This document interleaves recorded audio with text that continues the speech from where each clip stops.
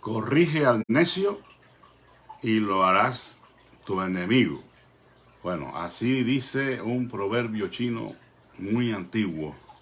Corrige al necio y lo harás tu enemigo. La Biblia también lo dice de otra forma, pero la Biblia habla de esta realidad. En Proverbios 23:9, por ejemplo, dice: no hables a oídos del necio, porque menospreciará la prudencia de tus razones. O sea, no hables a oídos del necio, porque menospreciará la prudencia de tus razones. Definitivamente, quizás más de uno de los que estamos en esta mañana en línea habrá tenido esta experiencia muy triste y muy lamentable, ¿no?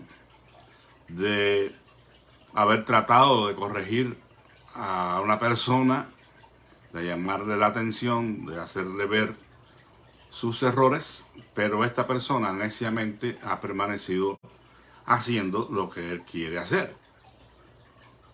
Esto, pues, es probable que le haya sucedido a más de uno. Sin embargo, pues, no se puede escapar el líder, ¿verdad? Cualquiera que sea, ya sea una persona que está al frente de un negocio, un administrador de una empresa, un líder político que tiene subordinados, hasta los líderes espirituales que también tratan con personas.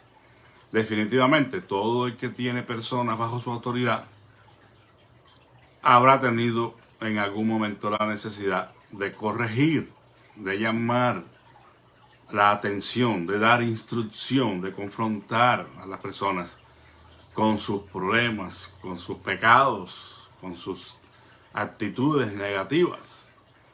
Y en más de una ocasión, lejos de recibir una respuesta de gratitud, la persona se ha enojado.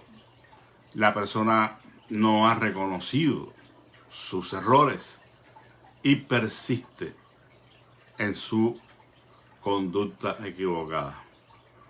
Esto es algo que es de lamentar, pero que sucede incluso en la iglesia cristiana.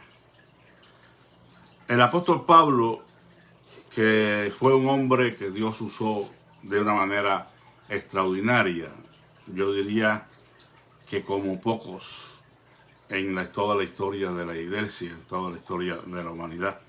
Este hombre, quien fue un perseguidor de los primeros discípulos de Jesucristo y fue tratado por Dios en su corazón en el camino a Damasco, fue tirado a tierra y se le manifestó, se le reveló el Señor Jesucristo en ese momento y se convirtió en uno de los defensores más fieles de Jesús y de su evangelio. Este hombre, que fundó la mayoría de las congregaciones llamadas iglesias o comunidades cristianas de fe, judeo-cristianas, pues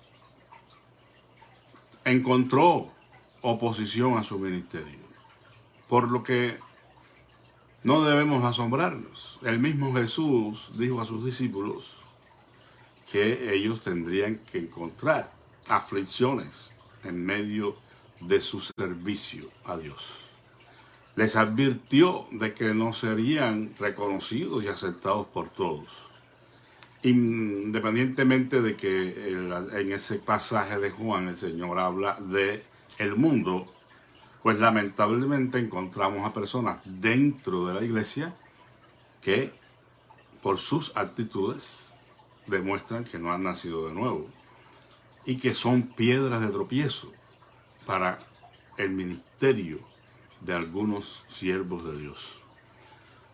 Timoteo fue un joven pastor que ministró en la ciudad de Éfeso. Tenía un gran desafío allí, pues la ciudad de Éfeso era la cuna de la adoración a la gran diosa Diana, una ciudad cosmopolita, una ciudad que prometía, donde poco interés tenía la gente de escuchar acerca del Evangelio de Jesucristo en todo este mundo pues dominado por la cultura griega, el helenismo. Y todo eso era muy atractivo y deseado. Pues ¿qué podría ser una fe judía, judeo-cristiana, para atraer a las personas? Pues muy poco. Por eso se dependía absolutamente del poder de Dios en la predicación del Evangelio, que sería la única manera de alcanzar a esa gente. Por eso Pablo dijo que él había estado predicando continuamente desde Jerusalén hasta Ilírico, de una punta a la otra. Dice él, lo he llenado del Evangelio de Cristo, porque era necesario que se hiciera. ¿Cómo lo es necesario hoy? Seguir predicando el Evangelio de Cristo. Pero Pablo le aconsejaba a Timoteo en estas dos epístolas con las cuales contamos hoy. Y en su segunda epístola, Pablo le dice a Timoteo, voy a leer desde el versículo 12, a Tíquico lo envié a Éfeso. Trae cuando vengas el capote que dejé en Troade en casa de Carpo y los libros, especialmente los pergaminos. Y le da un consejo, una advertencia ahora a Timoteo. Alejandro el calderero me ha causado muchos males. El Señor le retribuirá conforme a sus hechos. Guárdate tú también de él, pues en gran manera se ha opuesto a nuestras palabras. En mi primera defensa, ninguno estuvo a mi lado, sino que todos me desampararon. No les sea tomado en cuenta. Bendito sea el Señor. Continúa diciendo el apóstol, pero el Señor estuvo a mi lado y me revistió de poder para que por medio de mí fuese cumplida la predicación y que todos los gentiles la oyesen. Y fui librado de la boca del león. Y el Señor me librará de toda obra mala y me preservará para su reino celestial. A Él sea la gloria por los siglos de los siglos. Amén. Este personaje que menciona aquí el apóstol Pablo, llamado Alejandro el calderero, fue una persona que le dio, vamos a decir en buen cubano, le dio mucha guerra al apóstol Pablo en su ministerio. Fue una persona que se opuso a la obra del Evangelio, al ministerio del apóstol. Y Pablo le está advirtiendo a Timoteo que tuviera cuidado con esta persona, porque esta persona todavía estaba en escenario, ¿no? Probablemente fue alguien, el mismo que se menciona en Primera de Timoteo 1:20 o Hechos 19:33, que había causado muchos males al ministerio de Pablo en Éfeso. Por lo que, como Jesús dijera claramente, es necesario que los tropiezos vengan. Pero hay de aquel por el cual vienen esos tropiezos. Amados hermanos, debemos tener mucho cuidado con aquellas obras que hacemos con una mala intención de dañar a alguien, especialmente al ministerio de alguna persona. No porque sean los pastores, los maestros, los superintendentes, los que sean. No es que sean aquellos ungidos de Jehová que nadie puede tocar, porque hay algunos que se esconden detrás de esos versículos mal usados. y pretenden meter miedo a la gente. Cuidado, no toquéis al ungido de Jehová. ¿No? Si el ungido de Jehová está haciendo algo que es inadecuado y se puede comprobar que hay malicia, hay pecado, pues entonces de hecho ya no es el ungido de Jehová y hay que confrontarlos también. Pero Jesús advierte de cuando las cosas se dicen y se hacen con una mala intención, sin tener evidencias, sin tener la prueba de que tal pastor o tal maestro o tal superintendente está obrando de mala fe. Es probable que seamos nosotros los que estemos obrando de mala fe al traer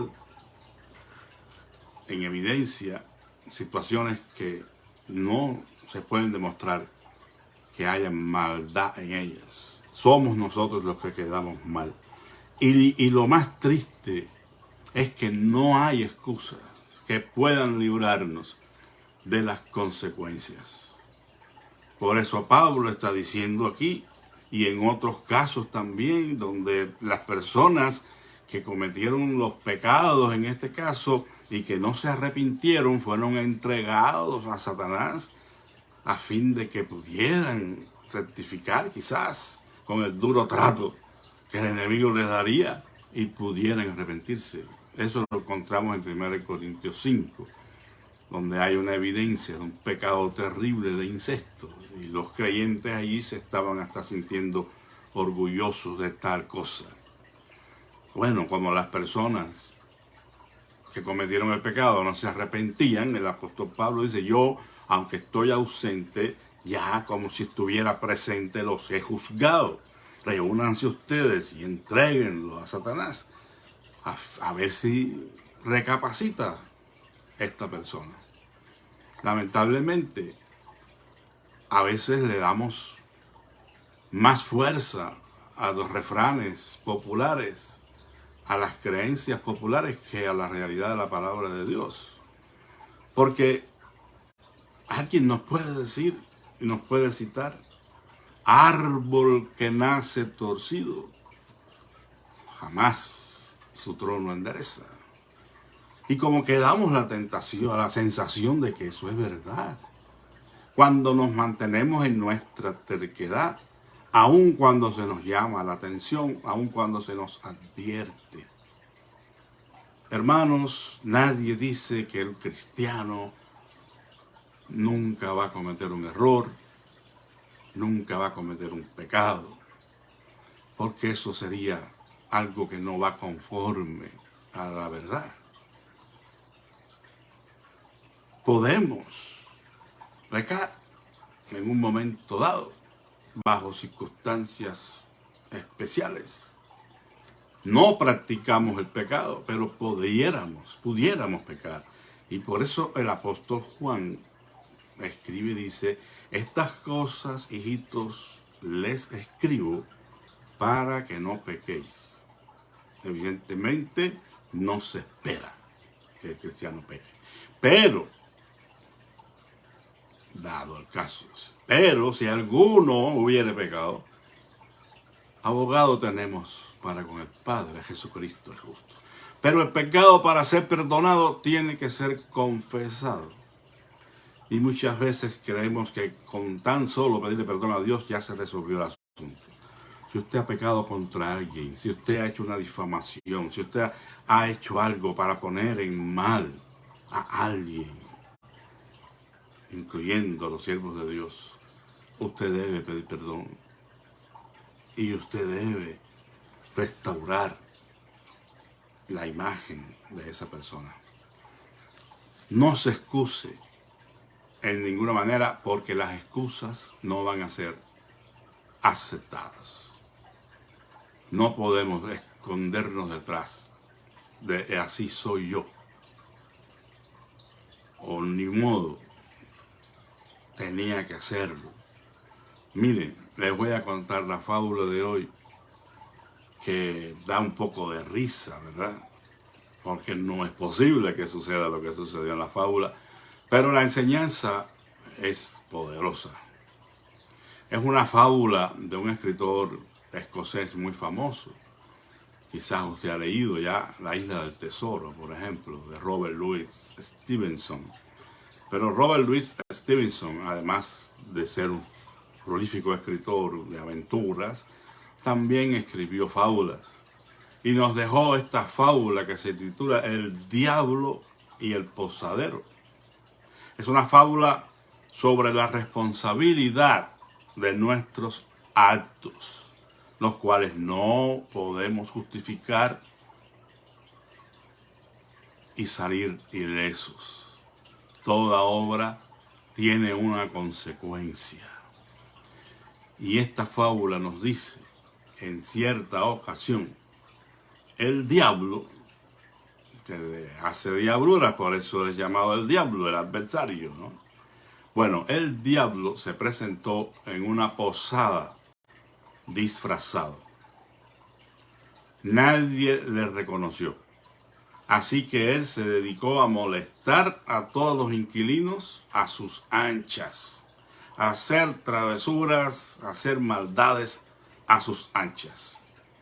El dueño de la posada, alertado por las quejas de los inquilinos, decidió vigilarlos a todos y se dio cuenta de que uno de ellos era el responsable de todos los males. Tras mucho observar, descubrió que en realidad se trataba del mismísimo diablo. Y así entonces el posadero, que estaba realmente enfadado, le dijo: ven aquí, te voy a dar una paliza por haberte portado tan mal con todos los inquilinos. Y el diablo, totalmente sereno, contestó: pues eso no sería justo. Sabes que esta es mi naturaleza, hacer el mal. Soy diablo y está en mi naturaleza hacer el mal, así que tú no me puedes castigar, porque es injusto castigar a alguien que no puede cambiar. Pues tienes razón, le dijo el posadero. En eso estamos de acuerdo. No creo que cambies nunca. Y acto seguido el posadero decidió dar muerte al diablo, para que dejara de hacer el mal definitivamente. Así que agarró una cuerda y ahorcó al diablo. Bueno, la moraleja por excelencia de esta fábula es que las falsas excusas no te salvan de un aprieto, ni las verdaderas. La excusa que pongamos no nos libra de las consecuencias. Hay que reconocer la responsabilidad de nuestros actos. Cuando obramos mal, debemos asumir las consecuencias y recapacitar sobre la responsabilidad de nuestros actos. No va a servir decir así soy en mi naturaleza. No va a servir es que me forzaron a hacerlo. No hay excusas. Se hizo mal y punto. Ese es el camino a la solución. Reconocer el mal, apartarse de él, arrepentirse, porque ni tan siquiera, hermanos, esta naturaleza o esta excusa de que esa era su naturaleza le sirvió al diablo para escapar de las consecuencias. ¿Cómo no le va a servir? Esto es una fábula, pero en la realidad el diablo está condenado con todos sus demonios al lago de fuego y azufre. Por eso sigue haciendo mal, pero no puede justificarse, no puede escapar de las consecuencias. Ojalá entendiéramos eso nosotros, que a veces somos muy ligeros para cometer una indiscreción, para cometer un pecado, hablando de las personas. Aunque sea cierto, vamos a poner que sea cierto, no deja de ser un pecado. La murmuración. Reconozcamos la responsabilidad de nuestros actos. Segunda enseñanza, no te excuses nunca con el típico, es que yo soy así. ¿Qué es lo que hizo Satanás aquí? Puede ser de la determinada forma que seamos, pero sabemos perfectamente dónde está el límite y qué debemos y no debemos hacer. Nuestra naturaleza nunca será una excusa que podamos manejarla, para intentar hacer el menos daño posible o el más daño posible a los demás. Bueno, definitivamente si estamos haciendo el mayor mal posible, no estamos teniendo control de nuestra naturaleza. Pero realmente podrá el hombre hacer frente a su naturaleza pecaminosa y salir victorioso. Definitivamente que no. El cuerpo del pecado, si no es destruido, no podrá el creyente tener victoria y siempre va a estar cometiendo de una u otra manera estos pecados carnales.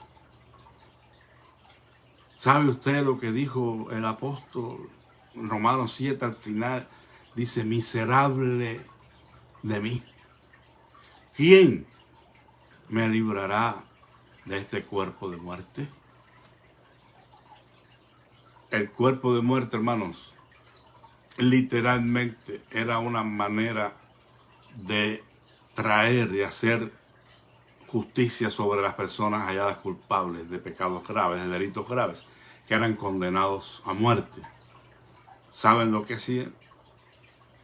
Agarraban un cadáver, un cuerpo muerto, y se lo amarraban de frente así a la persona condenada. Y la muerte consistía en ir contaminándose con el muerto.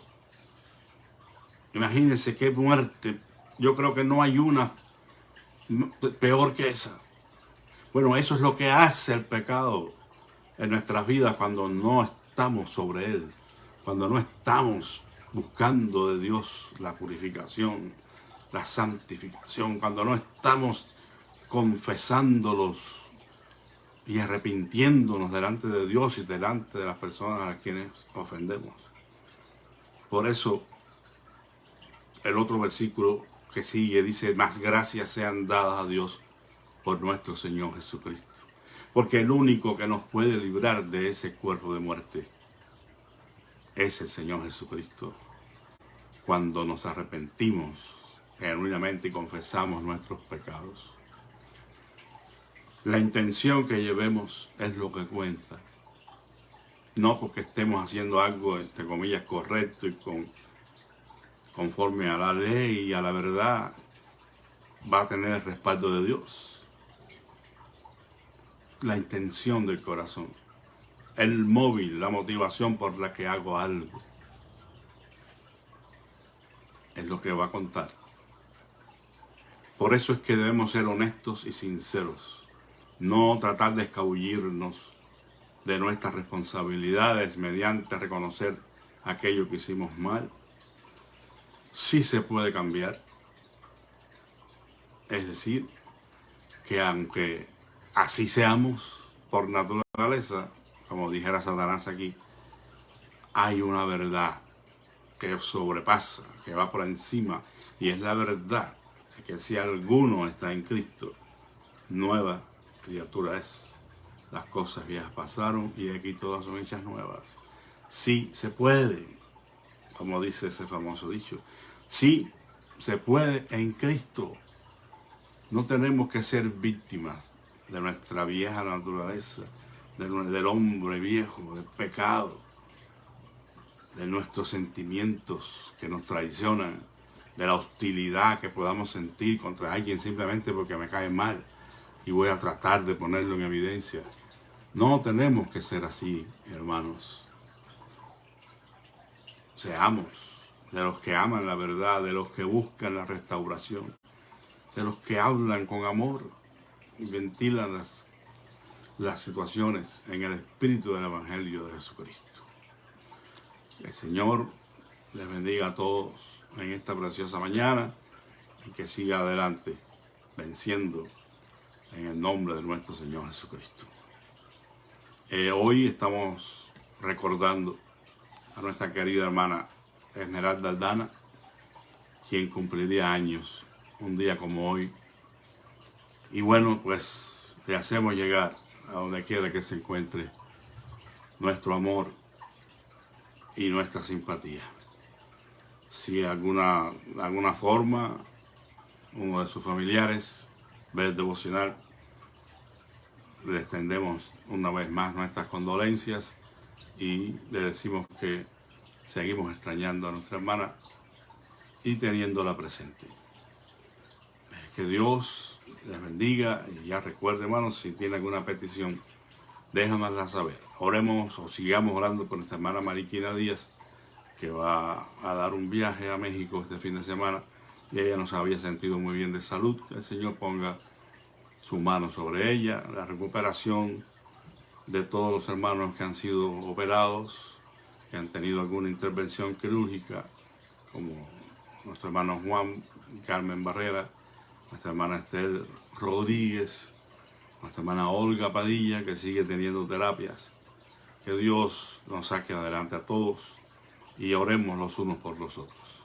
Te damos gracias, amantísimo Padre, en esta mañana, por tu fidelidad, porque tú nos recuerdas que no somos víctimas de muerte, de nuestra vieja naturaleza, de nuestras pasiones bajas, sino que podemos ir a ti en arrepentimiento genuino y buscar la restauración de nuestras vidas. Señor, reconocemos que te fallamos mucho y necesitamos de tu gracia para seguir adelante. Ayúdanos, Padre Santo, para que como hijos tuyos que somos podamos dar luz en medio de las tinieblas. Te pido que seas propicio a cada necesidad de mis hermanos en esta mañana y que obres en favor de ellos, Señor, mostrándoles el camino, mostrándoles, Señor, lo que deben hacer. Como tu palabra dice, sobre ti fijaré mis ojos y te enseñaré el camino en que debes andar. Bendice, Señor, nuestras vidas, bendice a la iglesia de sus flores. Tú sabes cuánto te necesitamos, Señor, de que tu Espíritu Santo descienda y ponga en orden todas las cosas y podamos andar delante de ti y ser perfectos, como tú demandaste de Abraham, Señor, cuando tenía 99 años. Gracias, Padre, por la verdad de tu palabra y porque tú estás con nosotros para ayudarnos a perfeccionar todos estos errores, Señor, aún para vencer todos estos pecados. Te alabamos y bendecimos en esta mañana. Nos encomendamos a tu cuidado, Señor, en el nombre de Jesús y por sus méritos. Amén. Que Dios me los bendiga a cada uno de ustedes, amados hermanos. Y bueno, pues que disfrute de su fin de semana. Recuerde que tiene una cita con Dios el domingo en su templo. Y espero que todos lo tengan presente. La paz de Cristo sea con todos. Amén.